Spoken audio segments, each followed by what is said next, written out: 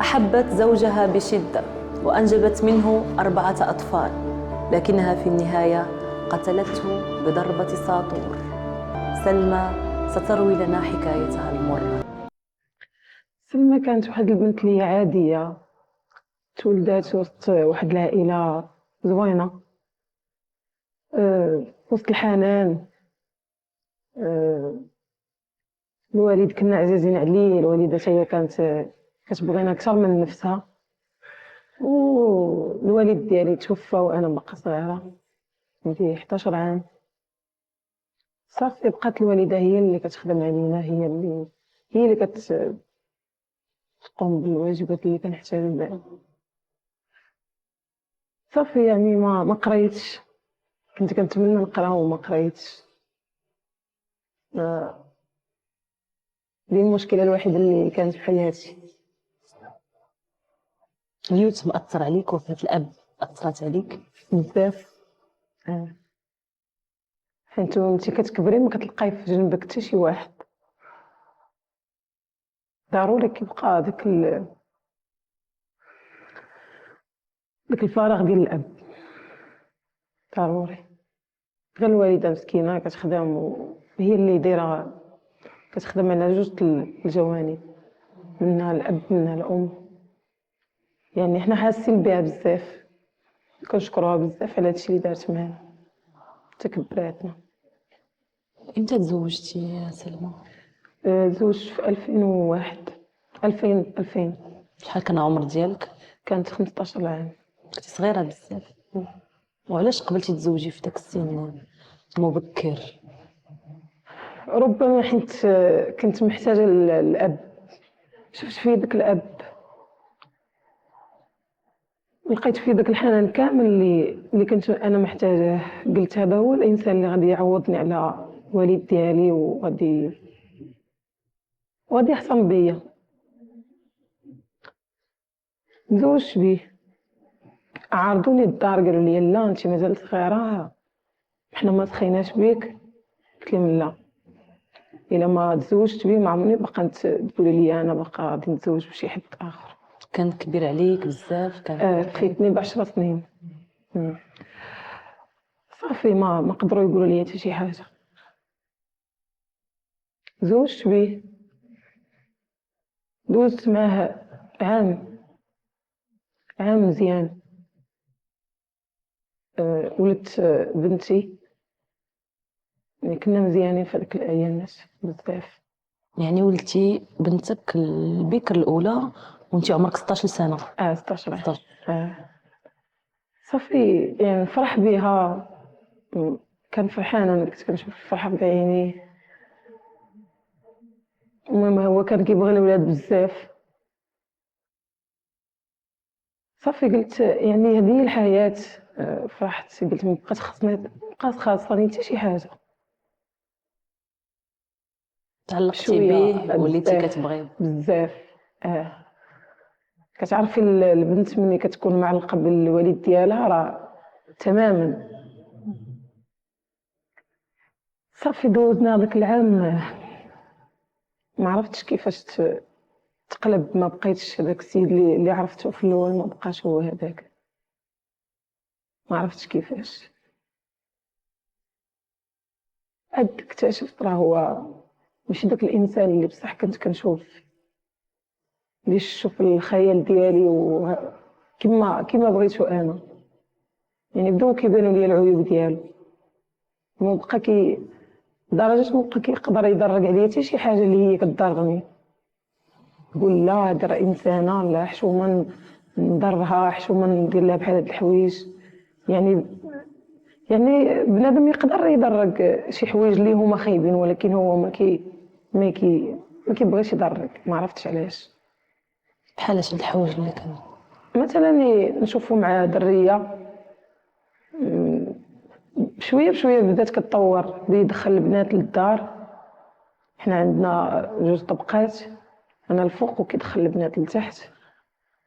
يعني فاش كنهبط نقول ليه علاش زعما معاك، راه زعما معاك بنت، كنقول غادي يقول لي سمحي لي غادي ندم وغادي يخرجها، كيطلع لي انا كيشدني، المهم كيضربني، يقول لي دا في راسك ودا في ولادك، انا اللي كتساليني راه انا كنوكلك وراه انا داير لك فين تسكني، ماشي يسوقك فيا. هادشي ما كيعنيكش. ما كنتقبلش انا، واخا ما كنتقبلش ما نقدرش نمشي ونخليه. كنمشي وكنبدا نفكر وكنقول لا ما نمشيش، لا وانا ولات بنيه، لا انا هادي صافي. كنخدم عقلي وكنقول الناس عاد الناس عاوتاني غيبداو يهضروا، لا ما نبغيش نشوه راسي بحال هكا. وهادشي راه كامل راه كيدوز على الناس قبل مني، يعني راه حتى شي حد ما سبق كيبغاها. كنصبر راسي براسي، ولكن داكشي وانا ما كنهضرش داكشي كيزيد يتراكم لدرجه انني وقيلا عنده ما بقاش عندي وجود بالنسبه ليه. يعني ولا كيجي عادي، ولا هو كيجي عادي، انا لا ما كيجينيش عادي. غير كنصبر وكنقول لا ما نشتتش الدار ديالي، وانا يلاه بديت وبشويه بشويه غادي يشوفني انا صابره معاه وانا متحمله هادشي، وغادي يندم وغادي غيبدا يدير في عقله. قوه هي ولادي. فاش ولاو عندنا 4 الوليدات، كنا ساكنين في البلاصه اللي كنا ساكنين فيها مزيانه. في الاخر قال لي يلاه نسكنوا عندهم واحد الفيرما عربية. في العربيه. قلت لي لا ولادنا كيكبروا ولا ما نقدرش نديهم تما، عندهم صحابهم هنا، عندهم مدرسه قريبه ليهم هادي. قال لي لا ما غادي تبدل حتى شي حاجه، انا غادي نديهم تما، غادي نقرم لك في احسن المدارس هادي. انا اهم حاجه عندي هي المدرسه، ما بغيتش ولادي يدوز عليهم هذاك الشيء اللي داز عليا انا. ما نقدرش نشوفهم بحال هكاك. فاش قال لي بحال هكاك صافي قلت لي ماشي مشكل، ملي ولادي غادي يكملوا قرايتهم وغادي يوصلوا على داكشي اللي بغيت انا نوصلهم ليه، ما عنديش مانع. مشيت. فاش مشيت تما جداتو كتقول لي لا ما تمشيش تما، ولادك الا ديتيهم تما راه ما غاديش يقراو. راه انا اللي كنعرف ولد ولدي، راه انا هو كان عزيز عليها بزاف، ولكن داكشي اللي كيدير ليا ما كانش كيعجبها، لا هي لا العائله ديالها. اما الوالده ديالو داكشي ما كانوش كيشوفوا داكشي، حيت ما كنتش ساكنه انا معاها. صافي قلت لها انا ما غاديش هو جا هنا وانا جا هنا. صافي مشينا تما هذيك الفيرما اللي في العربيه. فاش مشينا اكتشفت انه جو اخر، يعني ما كانش لي على بالي، يعني ديك الهضره اللي كانت كتقول لي جداتو هي اللي كاينه. ندمت بزاف، ندمت علاش مشيت تما. وكنت موعده جداتو قلت لها الا ما صيفطش ليا ولادي للمدرسه غادي نجي وما غاديش نمشي لداري، غادي نجي عندك، غنمشي لدارنا لحتى شي بلاصه، حيت دارنا ما غاديش نرضى نقول لهم راه دار ليا حيت انا اللي بغيتها، يعني متحمله مسؤوليه نفسي. صافي بقيت تما قلت غادي نصبر ونشوف. دا ليا ولادي المدرسه، انا جالسه معاه غادي ندير كلشي، كيهمنيش راسي. فاش مشيت تما بدا كيقول لي لا ولدك ولدي حيت ما غاديش يجي الا ما جابش مزيان في هاد الدوره ما غاديش صافي غنخرجهم كاملين صافي. قلت لي لا انا كيفاش غادي تخرجهم كاملين من المدرسه، لا ما يمكنش. قلت لي انا قاولتيني باش غادي نجيو هنا غادي تقري ليا ولادي. قال لي تنشوف واش انا راجل ولا انت هي راجلك. قلت لا انا ندير لك كلشي. قال لي انا ولاد الناس قهروني، انا نبقى نخلص النت، انا ولادي خصهم يدربوا على هادشي اللي كاين هنا في الفيرما، هما اللي خصهم يبقاو يديروا هادشي. قلت لي لا ما يمكنش، انا ندير لك كلشي ولكن ولادي لا، ولادي خليهم يكملوا قرايتهم، حيت الا كبروا راه هما غادي يعاونوك في داك المجال اللي انت خدام فيه. هي انا غادي نشوف واش انتي اللي مولات الكلمه ولا انا. النقطة اللي خرجت منك داك العنف وديك القوة هي هي ولاد كاين شي مو بس صافي بقيت كنتعصب لا مازال بقيت كنتعصب يعني كنفكر ولادي صافي ضاعوا انا تا انا ضعت يعني داك الانسان اللي كنت كنحلم بيه راه غادي يح- يحصن بيا بولادو وغادي يرد ليا البال ويرد لولادو البال ماشي هذا هو الانسان اللي انا كنت كنحلم بيه نهائيا من بعد بدا العيالات كيدخلوا تما على الفيرما كبيره كيجيو العيالات تما يعني قدامي ما كيضربش ليا الحساب انا نهائيا شويه واحد النهار عاوتاني كنتفاجأ كيجيب ليا واحد السيده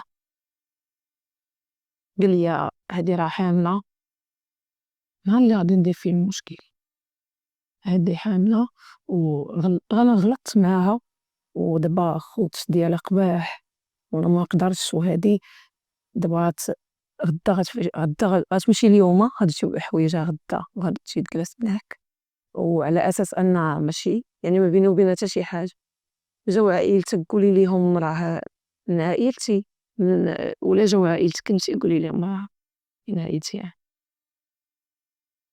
قلت لي لا ما يمكنش هادشي اللي ما عمرو غادي يكون صافي باش غادي يوصل عليا انا يوصل يصبح الحال ما فكرت انني الصباح غادي نصيفط ولادي للمدرسه وغادي نبقى غير انا والوليد اللي عنده 8 شهور وغادي نسد الدار وغادي نمشي لعند جداتو كيما واهدتها صافي مشى هو مشات هي ضربني بقينا مخاصمين ضربني آه، انا بعدا هذاك النهار بعدا ما بقيتش عرفت ما بقيتش عرفتو كيفاش داير بقيت عاقله لا على ولادي لا على حتى شي حاجه فكرت انني غيصبح الحال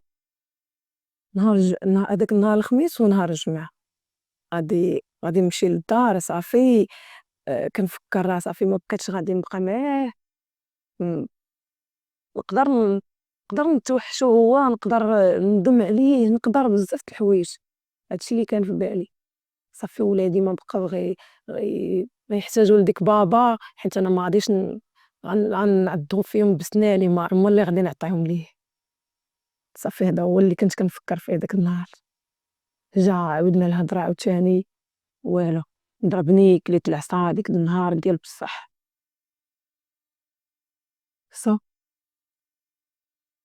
صافي الدراري نعسو بقيت انا وياه مني منك صافي لقيت راسي جايبه شخقور ضربتو لراسو ما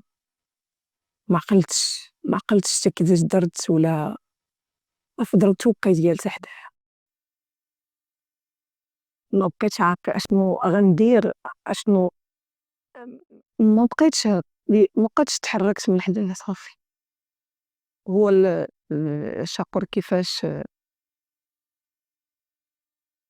حنا هو نزار يعني حنا عندنا داك الشيء في الماكينه يعني ما غاديش عارفه كل بلاصه فين كاينه اي حاجه فين كاينه يعني ما هو اصلا كان كيضرب ملي كان كيضرب فيا قبل ما نقتلو فاش كان كيضرب فيا هز الشاخور كيقول لي غنقطعك شي قال لي الا دارتي غنقطعك به وغادي ندفنك هنايا حتى شي حد ما غادي يجيب لك خبار لدرجه انني فاش جا ولادي قلتها لهم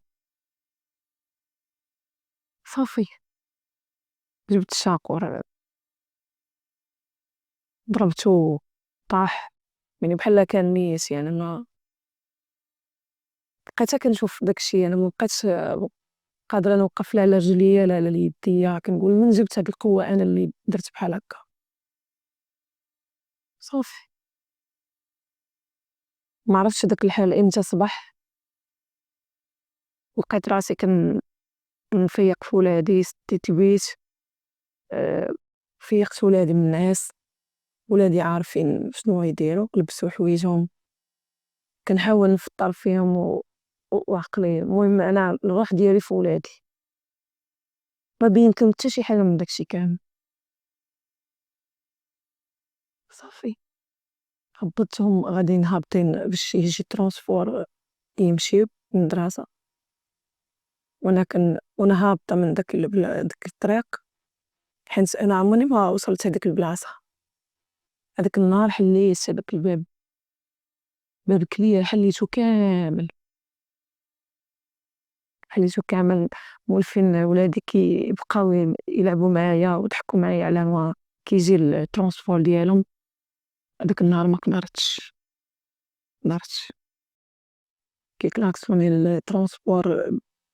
بنتي دائما فاش كتسمع الترونسبور جاي كتبغي ترجع للدار، كتبغي تمشي من راسها جات كتعنق فيا، وهما كيعنقوا فيا يبوسوا فيا، كنقول هادي آخر تعنيقة وهادي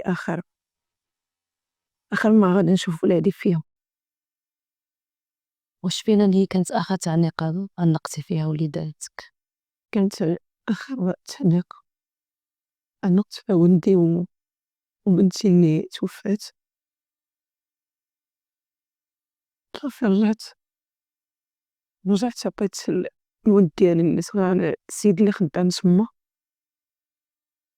اللي كيبرد هادشي كيبقار وهاد كيعرفك خد الولد، أنا غادي نمشي نقضي شي حاجة في الدار غادي نرجع ناخدو من عندك. صافي دخلت ما عرفتش شنو ندير. حنا عندنا الدولية تما، حنا كان حيت هما قدار وداكشي هو كان كيدير ذبيح سرية، فاش كيكون شي حاجة مبالغاش كيحرقوها.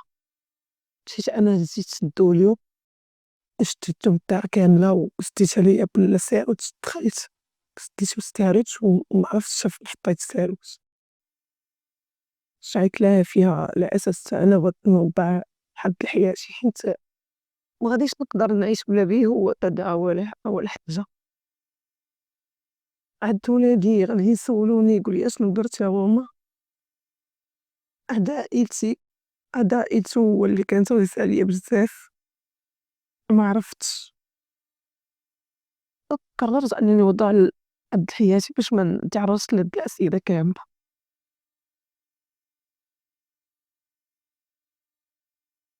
صافي شعلت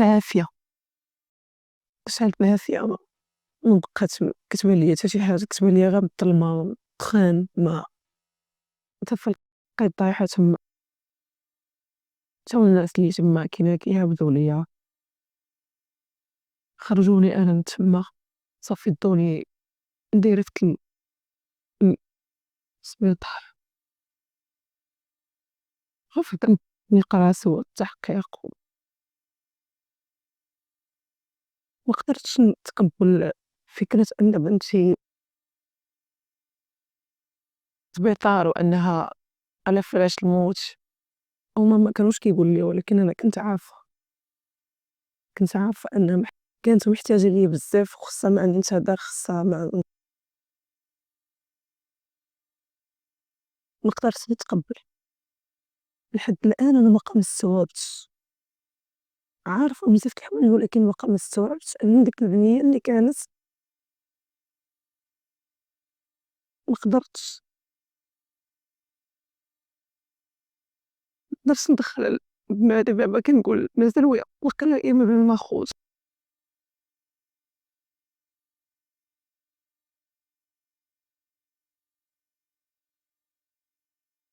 المهم وقفوا معايا الناس ديال هنايا، دارات السجون، المدير الله يجازيه بالخير، وخلاوني نمشي نشوف الولد ديالي في السبيطار، واخا أنا ما مكملاش نصف المدة. ثقوا بيا، يعني عمرهم شافوا عليا هنا داخل السجن شي حاجة. صافي مشيت شفتها، مشاو معايا ناس اللي كانوا كيواسيو فيا في دوك اللحظات. فاش مشيت وشفتها، يعني ماشي ديك البنت اللي خليت أنا وكنت منتظرة غادي نشوفها، جاتني مبدلة بزاف. كنقول في نفسي وقيلا أنا زاد ربي كيجازيني على داكشي اللي درت. صافي شفتها، ما بقيتش قادرة نشوف فيها. جيت رجعت وأنا كنقول سيدي ربي اللي عطاها ليا وسيدي ربي اللي بغا ما عندي ما ندير، الحمد لله على كل حال.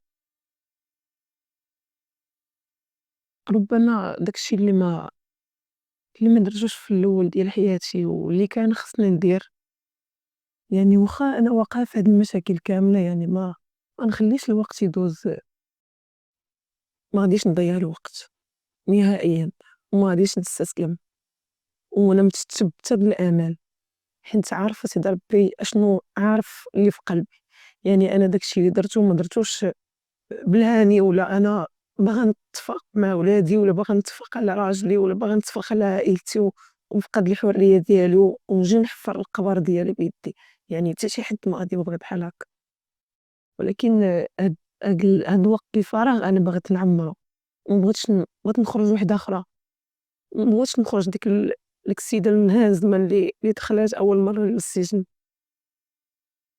بغيت نخرج قوية، والحمد لله أنا عرفت راسي أنني قوية مني جيت للسجن، تأكدت من نفسي أنني قوية، حتى شي حاجة ما غاديش تغلبني في هاد الدنيا، حتى شي حاجة مستحيلة، ومازال إن شاء الله هاد القراية اللي كنقرا هنا وهاد السونطار وهاد الدبلومات اللي كناخد هنا، إن شاء الله أنا عندي أمل إن شاء الله مازال غادي نخرج، وغادي نجمع ولادي كما أنا كنت كنتمنى، وغادي نرجعو نعيشو كيف ما بغينا إن شاء الله. تحكمتي ب30 سنة سجن، وفي الاستئناف نقصوا لك 4 سنوات، دوزتي الآن 8 سنوات وبقيك 17 سنة، واش كطمحي في العفو وسلمى؟ إن شاء الله علاش لا، كنتمنى كما كيتمناو بزاف ديال الناس داخل السجن، اليوم حتى هما عندهم وليداتهم، آه، ضربوا بزاف ديال الحبس هنايا، يعني مثلا كاين اللي بصح داخل مظلوم، أنا كنقول درت، ولكن هما كيكون بعض المرات مظلومين، يعني كنتمنى العفو للجميع إن شاء الله.